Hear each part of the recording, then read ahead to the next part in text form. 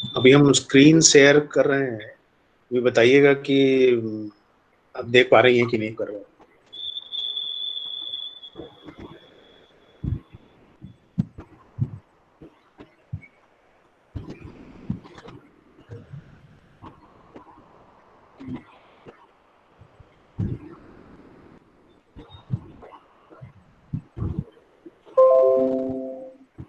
देख पा रही हैं क्या?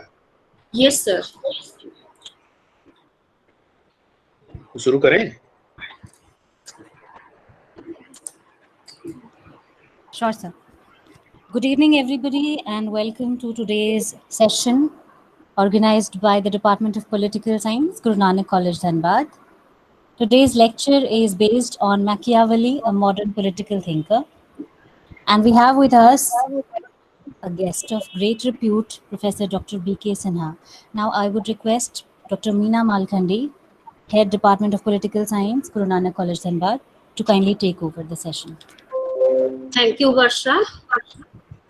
Good evening to all of you.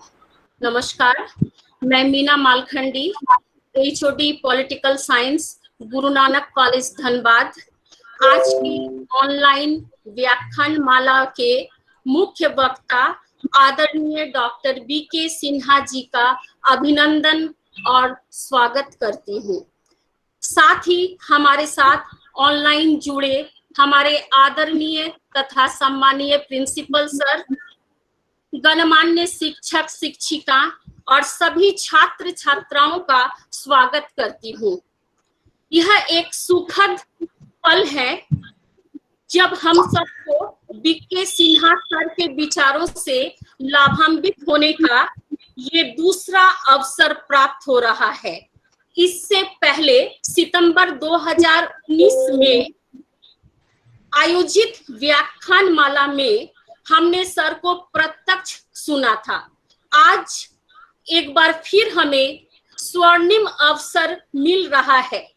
जैसा कि सर्वविदित है कि एक और कोरोना काल ने जहां हम सबके बीच एक दूरियां कायम कर दी हैं, वहीं दूसरी तरफ डिजिटल माध्यम ने दूरियों को कम करने का काम किया है, जिसके फलस्वरूप आज हम एक दूसरे को देख सुन रहे हैं। सर को इस माध्यम से अपने बीच पाकर हम बेहद उत्साहित और आशान्वित हैं। आज का टॉपिक है Machiavelli, the modern political thinker. Sir, सम्मान और आदर के साथ आपको अपने विचार रखने के लिए मैं अनुरोध कर रही हूँ।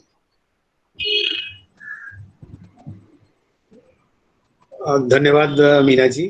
जी, थैंक यू सर। आदरणीय doctor पुरलेंदु Shekhar ji, principal Guru Nanak college Dhanbad, honorable members of the college managing committee, my fellow teachers, and my dear students. Now, at the very outset,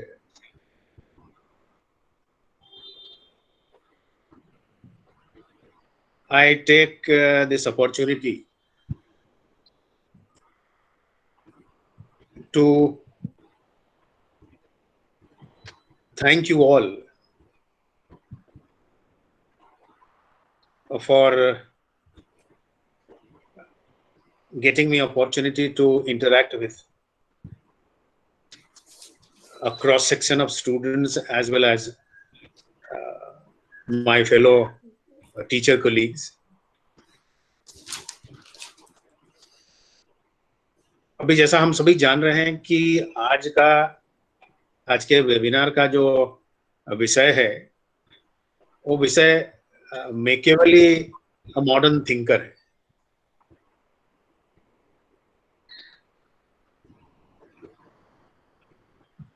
जैसा कि मीना जी ने भी कहा जो कि आज के संदर्भ में जब पूरी दुनिया कोविड महामारी से ग्रस्त है, अभी उसकी चुनौतियों का मुकाबला कर रही है, अभी ऐसे में एक ऐसे थिंकर के बारे में बातें करना, अभी जिसके नाम से तो हम आप अच्छी तरह परिचित हैं जो, लेकिन अगर फेस वैल्यू में हम चीजों को ले रहे हैं तो ऐसा हमें मालूम पड़ सकता है कि अभी मैकियावेली ही क्यों,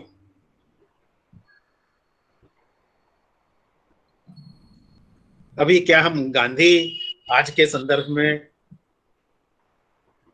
जो कोविड की चुनौतियां हैं, अभी उन चुनौतियों के लिए कहीं ज्यादा प्रासंगिक नहीं दिखाई देती। अभी गांधी एक और गांधी जहां हमारे लिए महत्वपूर्ण है आज के प्रसंग में, वहीं यदि हम मैकियावेली की जो चिंतन धारा है, अभी उस चिंतन धारा को यदि हम विस्तार से समझने की कोशिश करें तो हम पाएंगे जो कि मैकियावेली की प्रासंगिकता भी आज के संदर्भ में उतनी ही है जितनी गांधी या गांधी सरीखे दूसरे जो चिंतक हुए हैं उन चिंतकों।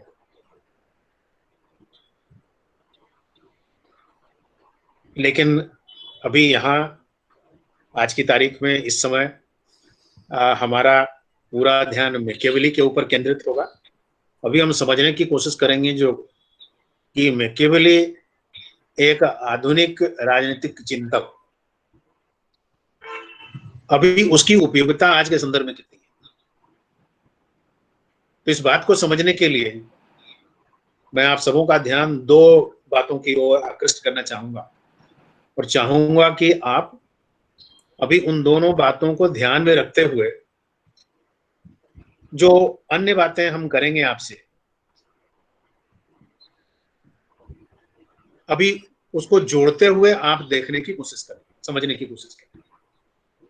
अभी वो दो बातें क्या हैं? सबसे पहली बात जो मैं कहना चाहता हूं वो ये है कि हमेशा आपको अपने बैक ऑफ माइंड पे ध्यान में रखना होगा कि every political philosopher or for that matter any thinker of any period now is a child of his or her time, meaning thereby कि जिस एनवायरनमेंट में जो फिलोसोफर है, जो थिंकर है,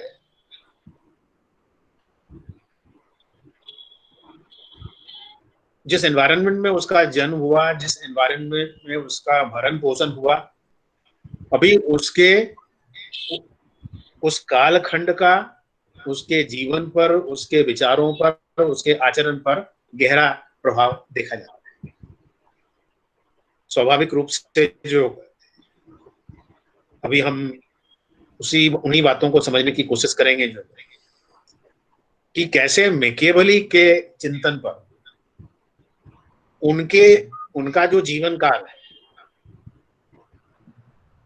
उनका जो कालखंड है, जिस कालखंड में वो रहे, अभी उस कालखंड ने उनके चिंतन को किस हद तक प्रभावित किया। Number one. नंबर टू जो हम चाहेंगे कि आप अपने ध्यान में रखें, आप गौर करिए जो कहते हैं कंटेम्पररी पॉलिटिक्स। अभी कंटेम्पररी पॉलिटिक्स चाहे डोमेस्टिक हो चाहे ग्लोबल हो, आप जानते हैं कि पॉलिटिक्स लार्जली पावर पॉलिटिक्स के रूप में देखा जाता है। और आज का जो पावर पॉलिटिक्स है, अभी उस पावर पॉलिटिक्स के कॉन्टेक्स्ट में मैकियावेली का जो चिंतन है, जो मैकियावेली की जो फिलॉसफी है, अभी उसके जो विचार हैं, अभी वे विचार किस हद तक विस्तारित होते दिखाई देते हैं। तो इन्हीं दो महत्वपूर्ण बातों की पृष्ठभूमि में अभी मैकियावेली से संबंधित मैं अपना पक्ष आपके सामने रख रहा हूं और उम्मीद करता हूं कि वो आपके लिए उपयोगी होगा। अपनी प्रस्तुति में मैं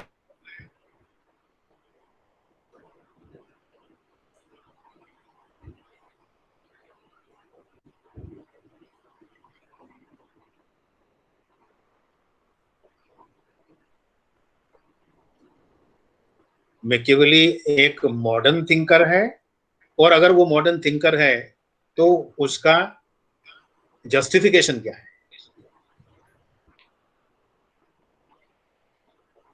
तो सबसे पहले जो हम आपके साथ जो पॉलिटिकल थॉट का टाइमलाइन है, जो अभी उस टाइमलाइन के बारे में हम थोड़ी चर्चा करना चाहेंगे। और उस टाइमलाइन के बारे में चर्चा करने के उपरांत जो मॉडर्न पॉलिटिकल थॉट है और जिसका मैकियावेली एक रिप्रेजेंटेटिव थिंकर है, उसका एक ओवरव्यू हम आपके सामने रखेंगे। और उस ओवरव्यू के कॉन्टेक्स्ट में जो है हम जानने समझने की कोशिश करेंगे जो है कि मैकियावेली अगर मॉडर्न थिंकर है तो वो मॉडर्न क्यों है। दूसरे शब्दों में हम कहें, इन अदर वर्ड्स, कि where does Machiavelli stand in modern political thought. और फिर इसी बात को बेहतर तरीके से समझने के लिए हम मैकियावेली के लाइफ एंड टाइम की ओर आपको ले जाना चाहेंगे। Now before I discuss Machiavelli as father of absolutism and his explanation as to why there should be a state, what is the reason of having a state. तो इन्हीं broad points को लेकर मैं आज के वेबिनार में आपसे चर्चा करने जा रहा हूं। हम सभी इस बात से सहमत होंगे कि जो टाइमलाइन ऑफ पॉलिटिकल इवेंट्स है, अभी पॉलिटिकल इवेंट्स का टाइमलाइन ड्रॉ करना अपने आप में बहुत आसान नहीं होता। It's a very difficult task. Even then, now for convenience, for better understanding, what we see that scholars have divided the timeline of political events now into three broad periods. And what are those three broad periods? Those three broad periods are ancient, medieval, and modern. Now, so far as ancient and medieval political thought is concerned, जिसकी अवधि 400 BC से 1500 AD तक बताई गई है। अभी ये वो दौर है जो जिसका प्रतिनिधित्व करने वाले जो चिंतक हैं, अभी उन चिंतकों में जो यूनानी चिंतक सुकरात, प्लेटो और एरिस्टोटल आते हैं, तो वही मध्यकालीन जो थिंकर्स हैं, एक्विनास और ऑगस्टीन का हम नाम लेते हैं। जहां तक मॉडर्न पीरियड का प्रश्न सवाल है, तो कहते हैं कि मॉडर्न पीरियड की शुरुआत 1500 से होती है। और ये जो मॉडर्न पीरियड है, उस मॉडर्न पीरियड को भी कन्वीनियंस के लिए, अंडरस्टैंडिंग से के लिए दो बड़े हिस्सों में बांट कर देते हैं, early modern period and later modern. तो जहां तक मैकियावेली का सवाल है, जो मैकियावेली अर्ली मॉडर्न थिंकर्स के रूप में जाने जाते हैं। अभी Machiavelli early modern political thinker नहीं है, और भी दूसरे थिंकर्स हैं, जिनमें मार्टिन लूथर का नाम भी आता है, कैल्विन का भी नाम आता है, कॉन्ट्रैक्चुअलिस्ट जो थिंकर्स हमारे हैं, वेस्टर्न पॉलिटिकल फिलोसफर्स, उनका नाम भी आता है, मोंटेस्क्यू का नाम आता है, यूजो ग्रॉसस का नाम आता है। यूटिलिटेरियन थिंकर्स जो हैं उन थिंकर्स का नाम आता है, इनके साथ हम कहते हैं कि एक नई फिलोसफी शुरू होती है। अर्ली सोशलिस्ट का नाम आता है, मार्क्स और एंजल्स का नाम आता है, एंटोनियो ग्राम्स्की का नाम आता है।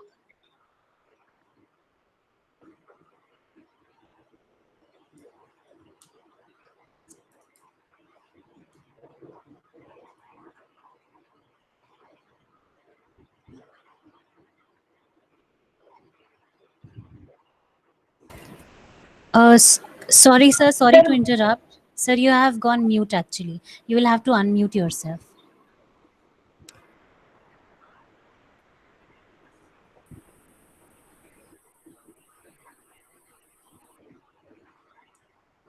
Now, am I audible now? Yes, sir. That's better.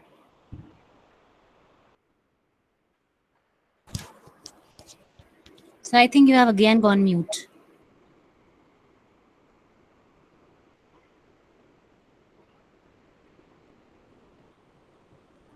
Yes, that's better. Okay. तो मैं आपसे कह रहा था कि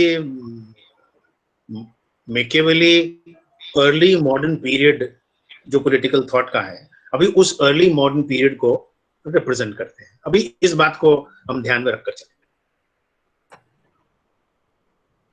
अभी इन्हीं बुनियादी बातों के साथ अभी हमारे लिए ये जानना महत्वपूर्ण होगा कि जो मॉडर्न पॉलिटिकल थॉट है और उस मॉडर्न पॉलिटिकल थॉट से जुड़ी जो मुख्य बातें हैं, अभी वो मुख्य बातें क्या हैं? अभी उन्हीं मुख्य बातों को समझने के लिए I would like to draw your attention to two now very important now events of the period, namely Renaissance and Reformation. कहते हैं Renaissance जो मॉडर्न पॉलिटिकल थॉट है, modern political thought is a product of these two important events, namely Renaissance and Reformation. और इस Renaissance और Reformation events के साथ हम क्या नोटिस करते हैं कि host of new political ideas का इमर्जेंस होता है। अभी वो पॉलिटिकल आइडियाज क्या थे? उन पॉलिटिकल आइडियाज में जो which are of key importance, I will list only those considering the time limit we have. जो सबसे महत्वपूर्ण विचार है इस मॉडर्न पॉलिटिकल थॉट का, वो सबसे महत्वपूर्ण विचार है politics religion dichotomy. Politics religion dichotomy. अभी रेनेसां और रिफॉर्मेशन के साथ अभी हम क्या देखते हैं कि यदि सेकुलर पॉलिटिक्स की बुनियाद यदि न भी पड़ती हो, तो यह दौर है जब पॉलिटिक्स रिलीजन के चंगुल से बाहर निकल पाता है। यानी मिडिल एजेस में जिस तरह से चर्च और पैपेसी का इम्पैक्ट था, अभी उस इम्पैक्ट के कारण हम आप जानते हैं कि politics now was at the back seat, was occupying the back seat. अभी ये बड़ा डेवलपमेंट है रेनेसां और रिफॉर्मेशन के फलस्वरूप। और वो डेवलपमेंट क्या है कि in this period politics got freed from the clutches of the church of the Middle Ages.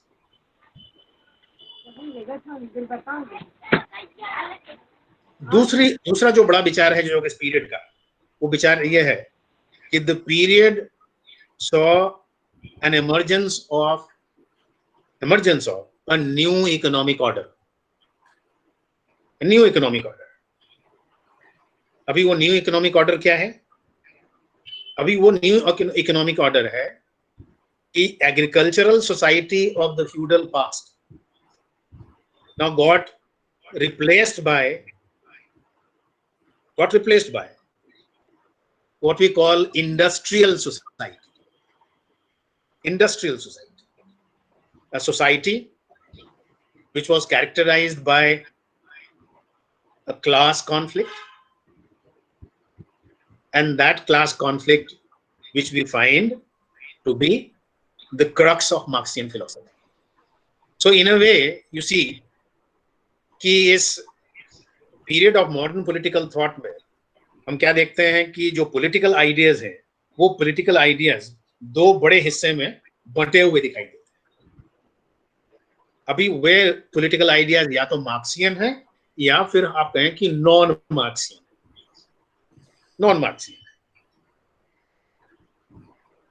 अभी इसी दौर में आप देखेंगे जो एक और नया विचार जो उभर कर सामने आता है, जो इंडस्ट्रियल सोसाइटी के साथ जुड़ा हुआ आप कह सकते हैं, वह है कि idealism of the past now got replaced by materialism of the new world.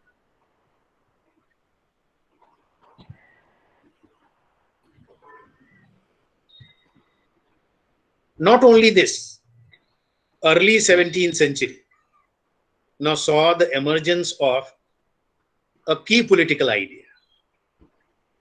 And what was that key political idea? That key political idea was the idea of the state.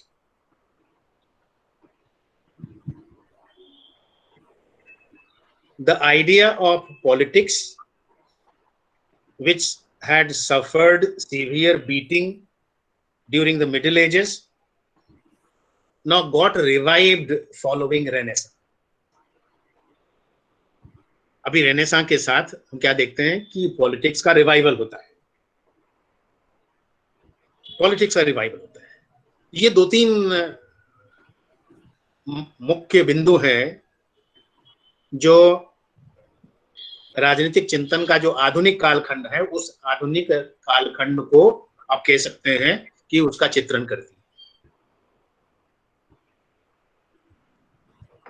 अभी इस आधुनिक कालखंड में मैकियावेली की standing हम कहां देखते हैं, किस रूप में देखते हैं, अभी इस पर हम गौर करें। आधुनिक राजनीतिक चिंतन में मैकियावेली का जो स्थान है, अभी उस स्थान को समझने के लिए जरूरी है कि हम मैकियावेली की जो राइटिंग्स है, अभी मैकियावेली की राइटिंग्स को हम समझे। और जब हम मैकियावेली की राइटिंग्स की बात करते हैं तो हम उनके दो राइटिंग्स का उल्लेख करते हैं। एक जो उनका मैग्नम ऑपस द प्रिंस है, और उनकी जो दूसरी बड़ी कृति है जो कहते हैं, वो बड़ी कृति है डिस्कोर्सेस। तो मॉडर्न पॉलिटिकल थॉट में मैकियावेली का जो स्थान है, जो पोजीशन है, जो in order to appreciate that, what we need to do is to read his writings, specially the prince, जब हम मैकियावेली के राइटिंग्स को खंगालते हैं तो हम नोटिस करते हैं कि he was the first thinker ever to have unequivocally spoken of the politics-religion dichotomy. That is, politics, religion being two different domains, independent domains. अभी इसी को हम दूसरे शब्दों में जो व्यक्त करते हैं, जो व्यक्त किया जाता है राजनीतिक चिंतन के अध्ययन में, तो इसे हम कहते हैं कि he was the first ever thinker to have spoken of autonomy of political sphere. Autonomy of political spheres. First ever thinker to have spoken of moral indifference. Moral indifference. So this is what makes Machiavelli special. But point to be noted here is that while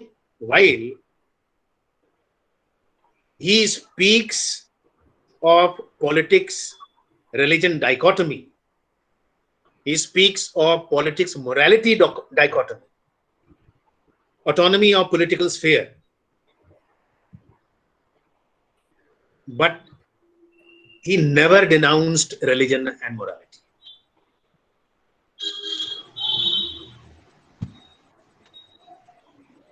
Now he is of the opinion that domain of morality and religion,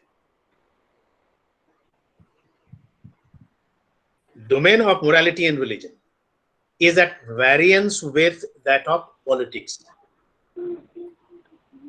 And so he asks his prince, by which we mean the ruler, asks his prince to maintain this without fail, meaning thereby that he must not mingle politics with morality, politics with religion.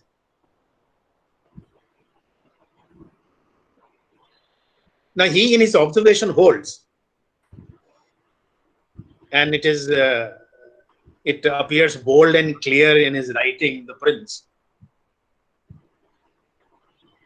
that religion makes men feeble and easy prey to the designs of evil men. But when he makes this observation, now he does not suggest men to be immortal and anti-religious.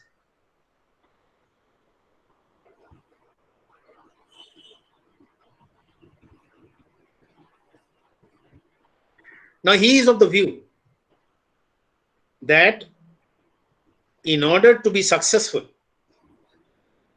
the king, the ruler, the prince must separate politics from religion and morality. आज के context में भी जो कहते हैं, Indian context में भी जो कहते हैं, हम आप गौर करते होंगे कि अभी ये बात जोर शोर से उठती रही है, जहां हम देखते हैं कि राजनीति और धर्म के बीच एक घालमेल के जरिए से अभी कैसे जो वेस्टेड इंटरेस्ट को फर्दर करने की कोशिश है। अभी वो हमारे डिस्कशन का विषय यहाँ पर नहीं है, इसलिए मैं उधर नहीं जाना चाहूंगा। अभी मैकियावेली कहता है जो कहते हैं कि जो प्रजा है, अभी प्रजा राजा को ईमानदार और धार्मिक प्रवृत्ति का होने के कारण अभी उसकी वो प्रशंसा कर सकता है, लेकिन अगर राजनीतिक मामलों में वो विफल होता है तो प्रजा उसको कभी माफ नहीं करती। What he is trying to say is that subjects never forgave ruler for his failure in political affairs.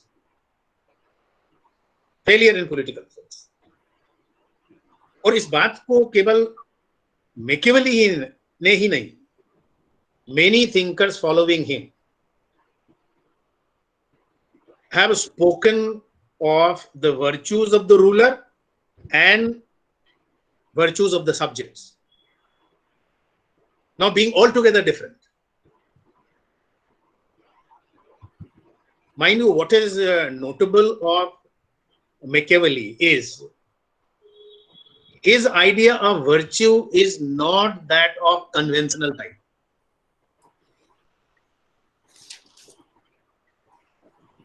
Then what is his idea of virtue, which he expects his prince to follow? He says that the prince must follow a virtue, now which is creative. Let us understand what is creative virtue now according to Machiavelli. Machiavelli, that creative virtue, according to Machiavelli, is that the king, the ruler, must uphold the unity and integrity of the state and maintain a good administration. That is the supreme virtue of the ruler. That is the supreme virtue. So he says that what happens if the prince or the ruler is unable to keep this virtue? He says that if the prince is unable to keep this virtue, now he will be deemed unfit to command compliance of his subjects.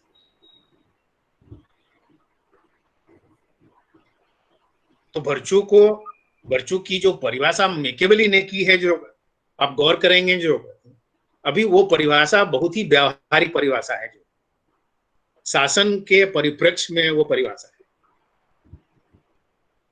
और शासक का परम कर्तव्य, Machiavelli कहता है कि राज्य की जो एकता और अखंडता है, अभी उस अखंडता को अक्षुण्ण रखना है और सुशासन सुनिश्चित करना है। So by propounding this view, you can see that Machiavelli happens to lay foundation of a new norm in politics. And what is that new norm? That politics has nothing to do with the conventional type of morality or conventional type of ethics.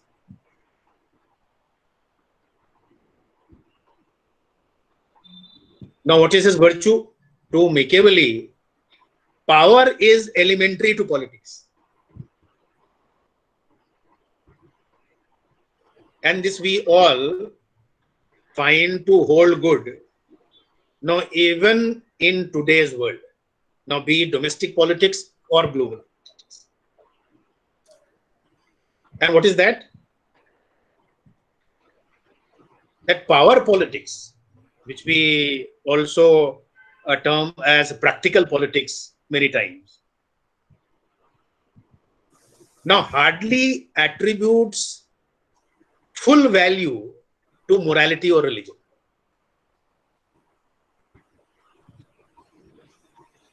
So if at all Machiavelli was vocal for separation of politics and religion, mind you,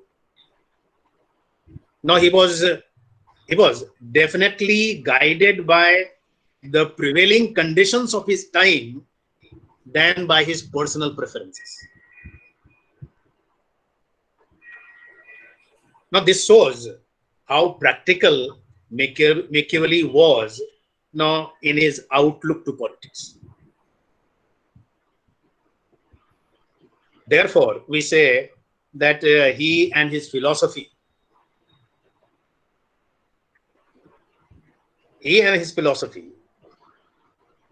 was the child of his time.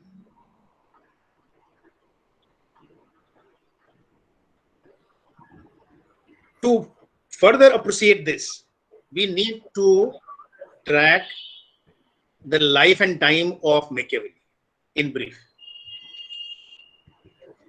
Well, Machiavelli is said to have been born in Florence, Italy in 1469 and passed away in 1527.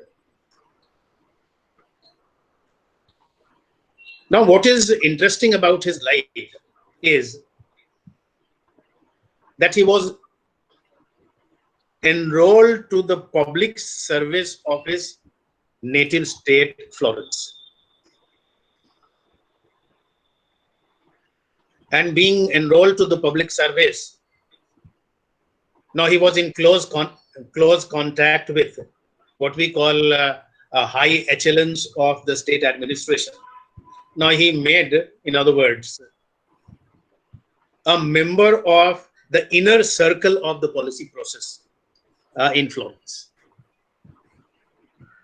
So we can well imagine the kind of insight in administration now he must have had at that point of time.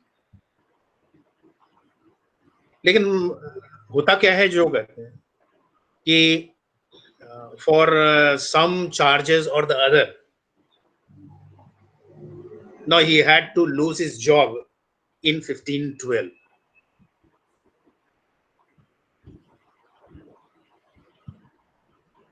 लेकिन job का चला जाना हम क्या देखते हैं कि Machiavelli के लिए जो अभी बून इन डिस्गाइज प्रूव होता है। मैकियावेली पब्लिक सर्विस से बाहर रहते हुए अपना समय एकेडमिक वर्क में डिवोट करते हैं और उसी का परिणाम हम उनके जो पब्लिकेशंस हैं द प्रिंस और डिस्कोर्सेस के रूप में अभी हम देखते हैं। जहां तक द प्रिंस का सवाल है, अभी उसका जिस्ट क्या है कि that prescribes dos and don'ts of the prince, whereas discourses depicts dissection and analysis of the state.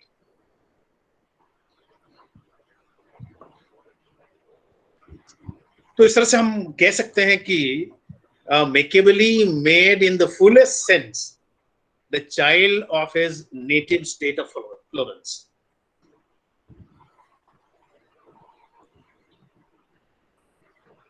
अभी फ्लोरेंस की का जो परिवेश है, जो एनवायरनमेंट है, फ्लोरेंस की उनके जीवन काल की जो घटनाएं हैं, the environment and contemporary events of Florence, well, had sweeping impact on him and his philosophy. अभी हम आप जानते हैं कि रेनेसा, इसका जिक्र हमने थोड़ी देर पहले किया भी है आपसे, had heralded a great upheaval in Europe in general and Florence in particular. Now, upheaval in not only the social and political spheres, but in economic spheres as well. अभी फ्लोरेंस जो मैकियावेली का native place है, जो उसका birth place है, हम क्या देखते हैं कि अभी इटली को 5 हिस्सों में बांटा गया। अभी उन 5 हिस्सों में एक हिस्सा अभी फ्लोरेंस हुआ करता था।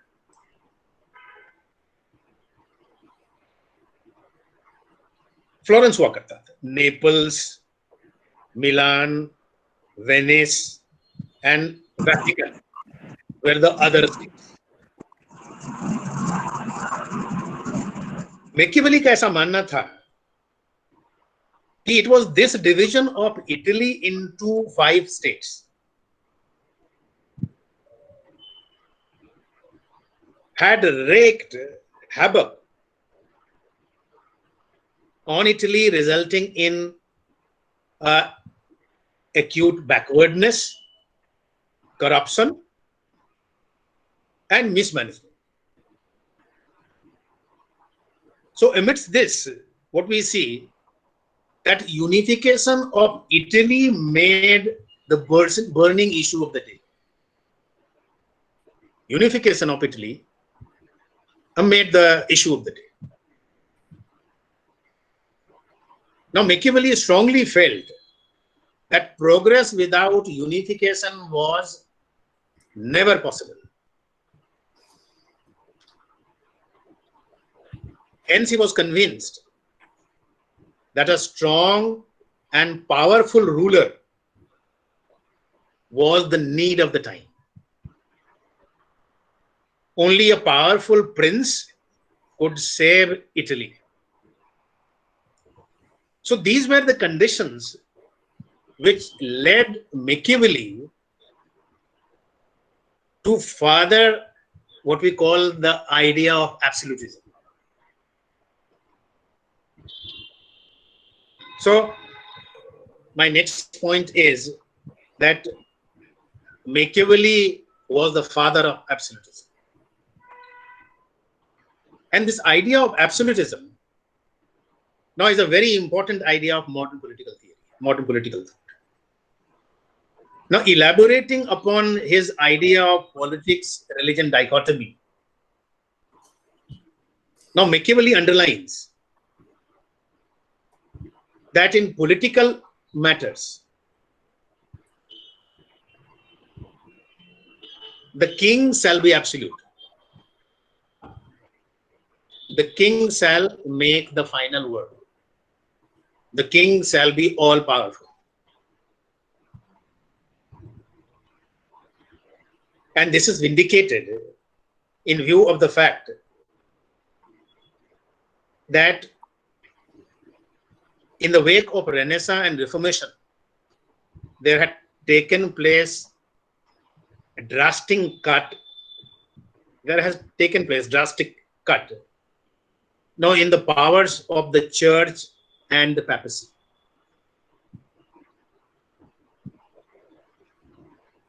तो चर्च का जो डिक्लाइन है, अभी उस डिक्लाइन से जो वैक्यूम क्रिएट हुआ,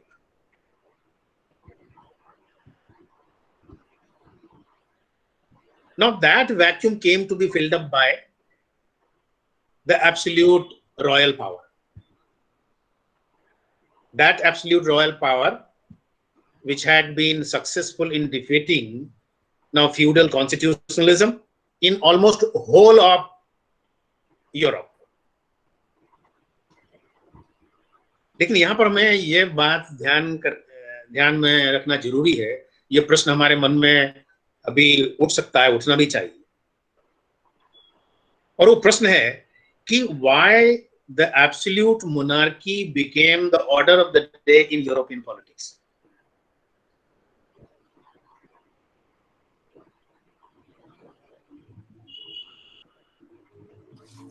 कहते हैं कि both Renaissance and Reformation, the events of the period,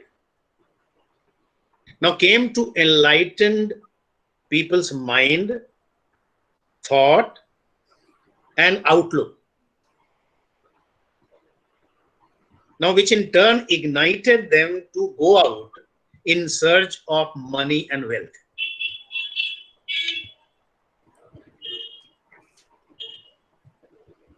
industrial society की बात हम लोग कर रहे थे, जो कहते हैं अभी संकेत उसी ओर है, जो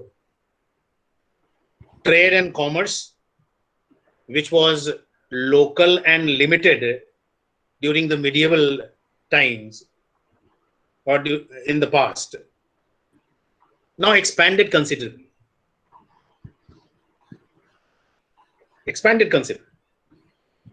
And this led to concentration of or creation of a new wealth.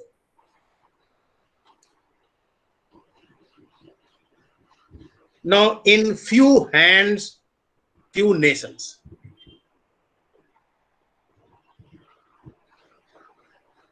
The nobility of the past now gave way to a new capitalist class. अभी नए पूंजीपति वर्ग का प्रादुर्भाव होता है. And the capitalist class, now in order to secure its wealth and prosperity, was much eager to control the administration and military of the state.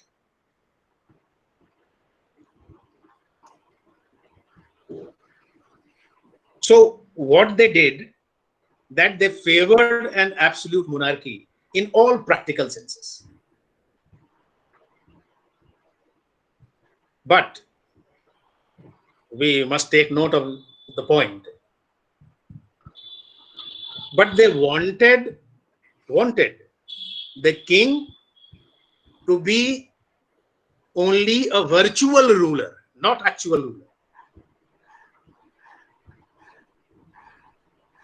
So they wanted state, the capitalist class wanted the state to be under their control. and which they wanted to ensure by advocating need for an absolute monarch. Now Machiavelli could well appreciate now this state of Italy, the state of Florence, his birthplace, and believe that only an absolute monarchy now could salvage Italy now from its morass, क्योंकि Italy जिस दलदल में फंसा हुआ था जो only an absolute monarchy can usher in economic progress. Now, since he had a keen and practical outlook to politics,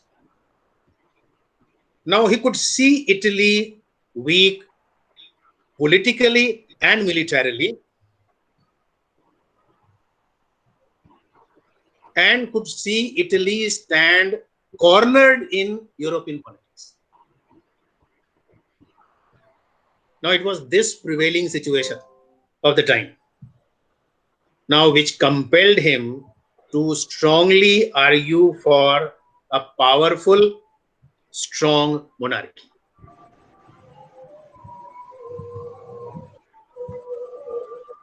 The state of Italy, now he was very much pained with that.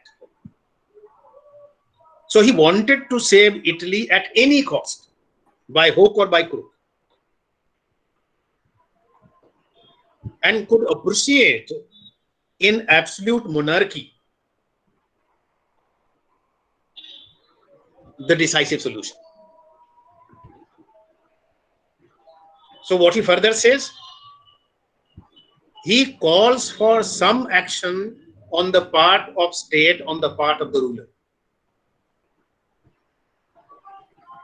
Howsoever selfish, cunning, and without moral justification that state action, the action of the ruler might be.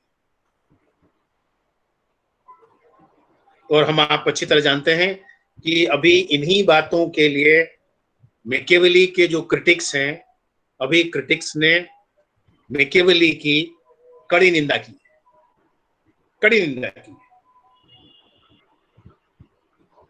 लेकिन अगर हम इम्पैशनेट होकर objective तरीके से जो Machiavelli के जो विचार हैं, मैकियावेली का जो तर्क है, अभी उसको हम यदि समझने का प्रयास करें तो दूसरी ओर अभी हम मैकियावेली को एक देशभक्त और एक राष्ट्रवादी के रूप में भी देखते हैं। एक ऐसा देशभक्त और राष्ट्रवादी जो अपने राज्य की पीड़ा से व्यथित था। अभी उसका मानना था कि राजनीति को धर्म से पृथक कर ही इटली की जो परेशानियां थी, उन परेशानियों को जो शासक है वो शासक इफेक्टिव तरीके से, प्रभावी तरीके से एड्रेस कर सकता है।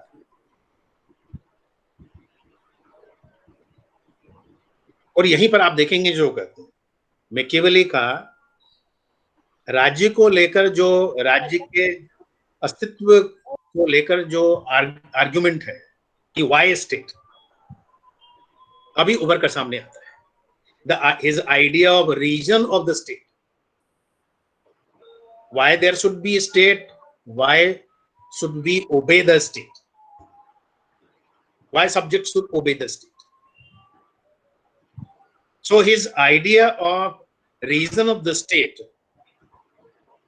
is the most revolutionary of his idea of politics. अभी इसको थोड़ा हम समझें जो कहते हैं कि ये कैसे revolutionary है। From Plato through Middle Ages, now to the Renaissance. अगर उस पीरियड की पॉलिटिकल राइटिंग्स को हम स्कैन करें तो उन पॉलिटिकल राइटिंग्स में जो कॉमन डिनोमिनेटर हम देखते हैं, वो कॉमन डिनोमिनेटर है the end of the state, यानी कि सारी की सारी political writings end of the state को फोकस करती है, और एंड ऑफ द स्टेट को फोकस करते हुए वो उन राइटिंग्स में पॉलिटिकल पावर को एक केवल एक मीन्स के रूप में, एक साधन के रूप में बताया गया। साध्य है राज्य, और ये पॉलिटिकल पावर जो कि एक साधन है, इस साधन के जरिए जो क्या कुछ हासिल किया जाना है, तो हासिल किया जाना है higher ends. What are those higher ends? Higher ends such as justice, good life, freedom, so on and so forth. लेकिन इससे बिल्कुल इतर, जब हम पॉलिटिकल मैकियावेली की राइटिंग्स को पढ़ते हैं तो हम क्या देखते हैं कि Machiavelli holds political power as an end in itself, और उसके लिए मीन्स क्या है? वो कहता है कि means are those which are most suited to acquire, retain and expand power, which means to Machiavelli the state without power is almost a naught, is nothing.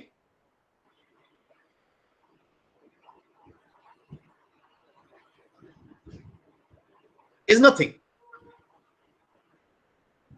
Therefore,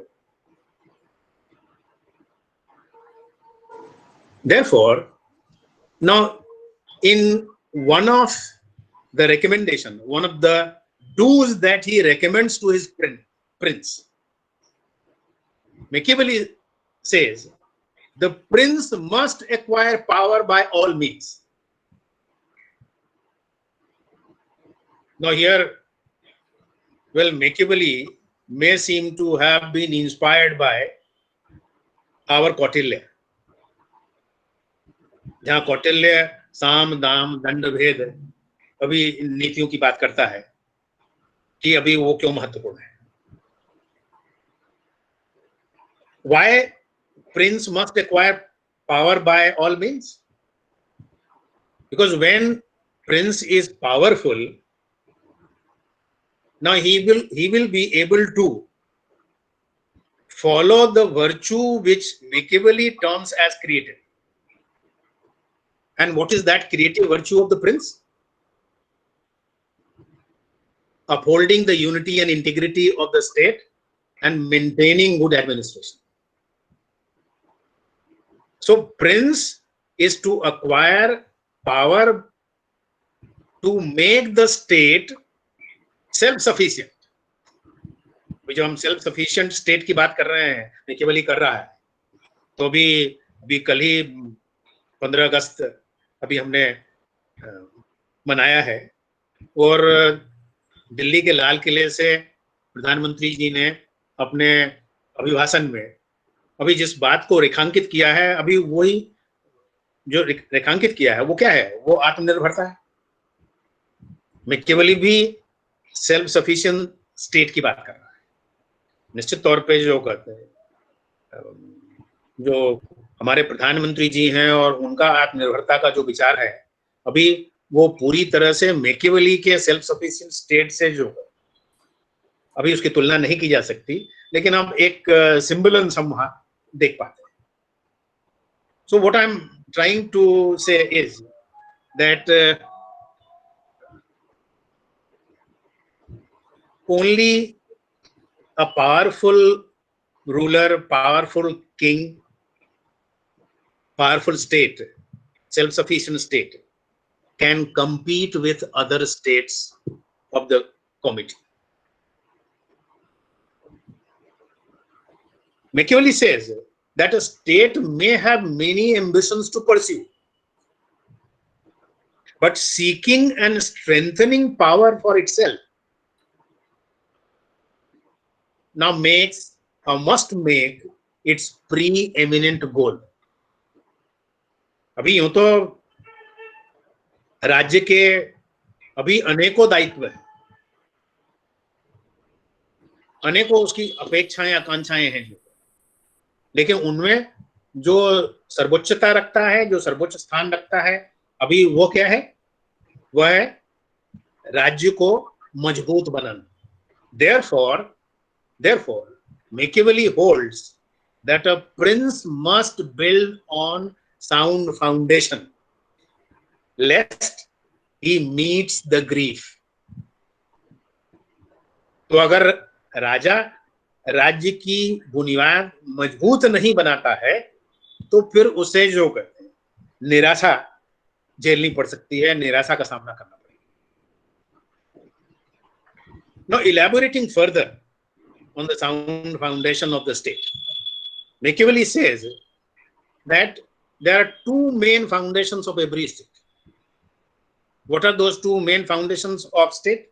Those two foundations are good laws and good arms. Good laws and good arms. अच्छे कानून और मजबूत सेना, ताकतवर राज्य का होना. Well, Machiavelli is fully conscious of law being the mainstay of the foundation of the state.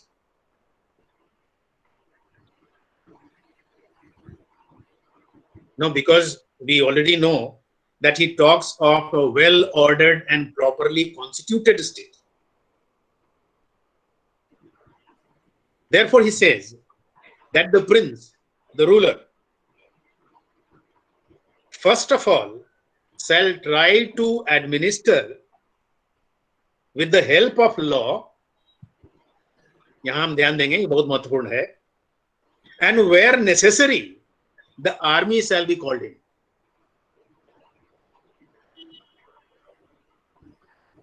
अभी एक और वो कानून की जो भूमिका है, कानून की जो महत्ता है राज्य के निर्माण में, अभी उसको तो स्वीकार करता है, लेकिन अभी सैन्य ताकत के प्रयोग को लेकर भी उसको वर्जना नहीं है अगर परिस्थितियां माकूल हो. So he advises his prince to rely mainly on law as instrument of justice. And here I must make it straight to you that Machiavelli seems to have been inspired by a famous ancient Greek lawgiver, Solon.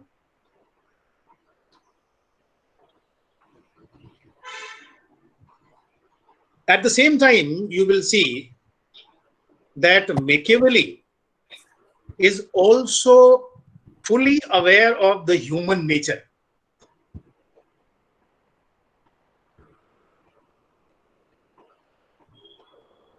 And he says that human nature, which is largely selfish, corrupt, egoist, self-seeking,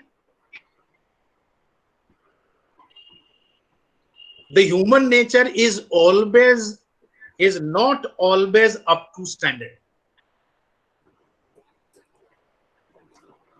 Is not always up to standard, not always up to mark. तो एक तरफ तो वो कह रहा है कि human nature के लिमिटेशंस की ओर हमें ले जा रहा है, उस ओर हमारा ध्यान आकृष्ट कर रहा है. At the same time, he says that good laws are often inadequate to fight such human nature.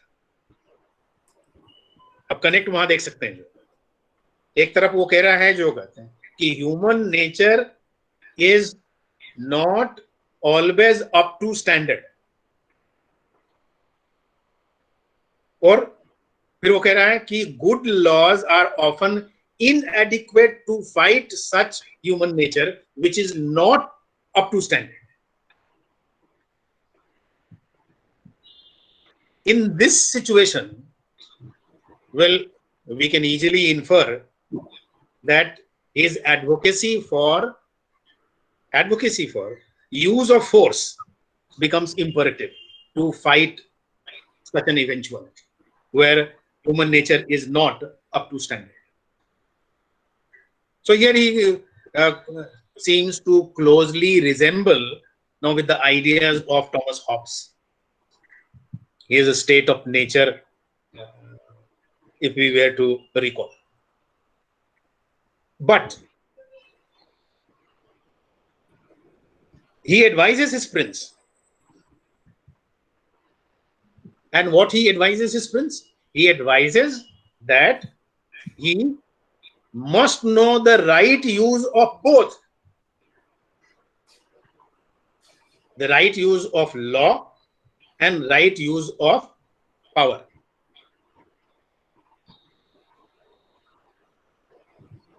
Right use of law and power in order to survive the best. So we can see that his prince is not like the philosopher king of Plato, but his prince is an able and powerful administrator.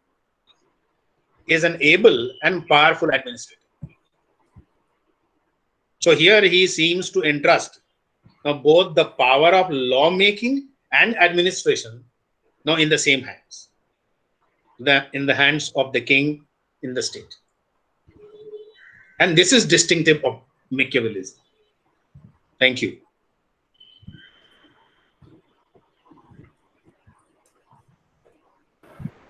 I hope I haven't transgressed the time limit. No, sir. Thank you very much.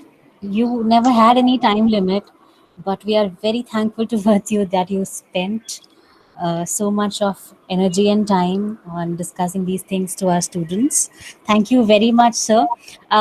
With this, we come to almost towards the end of the session. Now, I would request Dr. Meena Malkhandi to kindly take over. Thank you sir. Sir, अभी बच्चों का जो question मैं देख रही हूँ, आपने जो डिस्कस कर दिया है सर, वही क्वेश्चन बच्चे पुट कर रहे हैं. अच्छा. सेम क्वेश्चन जो आप डिस्कस कर चुके हैं, वही क्वेश्चन बच्चे अराइज कर रहे हैं. तो इसीलिए हम उस क्वेश्चन को आपको पर्सनली भेज देंगे, मेल कर देंगे. ठीक है, कोई दिक्कत नहीं. हाँ, हम एक बात आपको बताना चाह रहे हैं सर कि ये जो ऑनलाइन लेक्चर सीरीज का जो भी काम हम लोग शुरू किए हैं डिपार्टमेंट ऑफ पॉलिटिकल साइंस में, हमारे प्रिंसिपल सर के द्वारा ही ये मतलब मार्गदर्शन दिया गया है. मतलब किस तरह से ऑनलाइन लेक्चर सीरीज को sir. Yes sir. Meena ji, हम बीच में आपको रोक रहे हैं. जी सर. आप बहुत फॉर्चुनेट हैं जो कहते हैं कि शेखर सर में आप लोगों को एक ऐसा लीडरशिप मिला है जो अभी जिसका लाभ लेते हुए आप लोग बहुत आगे जाएंगी और आपने उस और ऑलरेडी जो कदम बढ़ा दिया है. Thank you sir. Thank you so much sir. सही में सर हम लोग के लिए बहुत लकी है सर कि हम लोग सर के साथ काम कर पा रहे हैं. हम लोग बहुत लकी हैं. इनफैक्ट हम लोग बहुत लकी हैं सर. इतना अच्छा से हम लोग को इस सीरीज को शुरू करने में अपना मार्गदर्शन दिए हैं कि आज हम लोग कॉन्फिडेंस के साथ इस काम को कर पा रहे हैं. और सर ये मेरा सेकेंड लेक्चर सीरीज है. थर्ड मेरा जो सीरीज है वो है सर 22 को. तो ये हम लोग डिपार्टमेंट ऑफ पॉलिटिकल साइंस के लिए बहुत बड़ा अपॉर्चुनिटी था कि प्रिंसिपल सर ने इस काम को हम लोग के थ्रू से शुरू करवाया. तो हम लोग डिपार्टमेंट ऑफ पॉलिटिकल साइंस आपको भी धन्यवाद देते हैं. साथ ही में हमारे जो मार्गदर्शक हैं, हमारे अभिभावक हैं, हमारे पेरेंट्स हैं, सर प्रिंसिपल सर को भी हम लोग धन्यवाद देते हैं. और वोट ऑफ थैंक्स के लिए अब नीता मैम को मैं बुलाना चाहती हूँ जो असिस्टेंट प्रोफेसर है हमारे डिपार्टमेंट में. Doctor Neeta Ojha, over to you. Thank you Meena. Good evening सबको. आज राजनीति विज्ञान विभाग की ओर से ऑनलाइन लेक्चर सीरीज में द्वितीय लेक्चर सीरीज का आयोजन किया गया और जिसका विषय था मैकियावेली आधुनिक राजनीतिक चिंतक. इस आयोजित विषय पर हमारे प्रमुख वक्ता थे doctor BK Sinha sir. Sir, आपने जो हमें इसके ऊपर जानकारी दी है अति महत्वपूर्ण जानकारी दी है और आपने हमारे लिए जो अपना बहुमूल्य समय निकाला है, इसके लिए मैं तहे दिल से आपको शुक्रिया अदा करती हूँ। वर्तमान समय में आज की राजनीति में अगर हम राष्ट्रीय राजनीति की बात करें या अंतर्राष्ट्रीय राजनीति की बात करें, आपने जो विचार व्यक्त किए हैं वो सबके लिए अति लाभान्वित है। इससे हम सब बहुत लाभान्वित हुए हैं और हम आपके बहुत आभारी हैं सर। आपको फिर मैं एक बार धन्यवाद देती हूँ। अब मैं धन्यवाद देती हूँ हमारे महाविद्यालय के प्रिंसिपल सर को। सर, हर विकट परिस्थिति में आपका पॉजिटिव एटीट्यूड हमारे लिए हमेशा से प्रेरणा का स्रोत रहा है और आपके प्रयास के फलस्वरूप ही हम इस प्रकार के पॉजिटिव कार्यक्रम को आयोजित करने में सक्षम हो रहे हैं। इसके लिए मैं बहुत आभारी हूँ सर। मैं आपको बहुत धन्यवाद देती हूँ और डिपार्टमेंट भी आपको बहुत धन्यवाद देता है।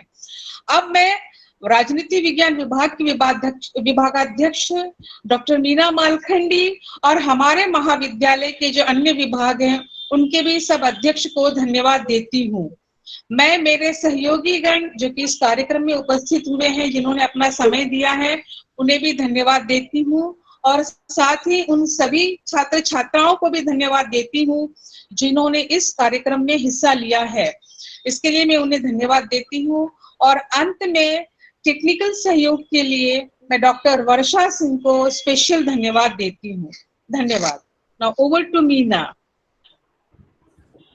सर, आप सुन रहे हैं? जी जी। Principal sir. सर, हाँ, मैं सुन रहा हूँ।